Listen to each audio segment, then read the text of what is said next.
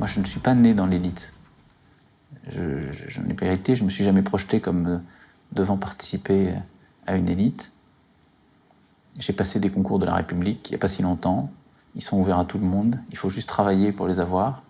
Et j'ai toujours travaillé, c'est tout.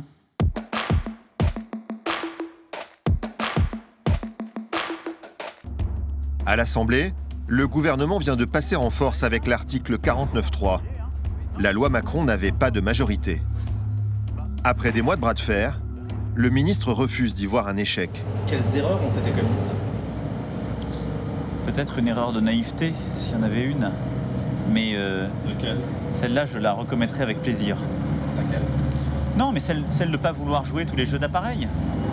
On est en février 2015 et la France découvre un très jeune ministre, Emmanuel Macron, 36 ou 37 ans, à qui François Hollande vient de confier le ministère de l'économie, donc peut-être le ministère le plus important dans un moment de crise économique.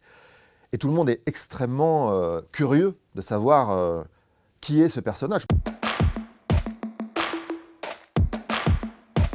C'était le premier portrait d'Emmanuel Macron à la télévision, en tout cas le premier portrait fait avec son accord et sur un vrai suivi long terme. Il y avait eu quelques reportages dans des JT, mais il n'y avait rien de conséquent qui avait été fait. C'est une sorte de moment un peu fondateur entre Emmanuel Macron et les médias. Et il se trouve qu'on a eu la chance d'être là à ce moment-là. Officiellement, il n'a pas d'ambition politique.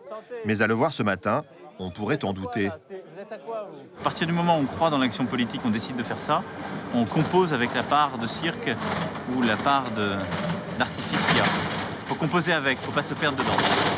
Ça a fait une bonne audience, les gens se sont intéressés à ce personnage et je pense que ça a été vraiment une première pierre dans la stratégie présidentielle de Macron. Je pense qu'il a capitalisé sur ce reportage et qu'il a capitalisé aussi sur la manière de parler aux journalistes.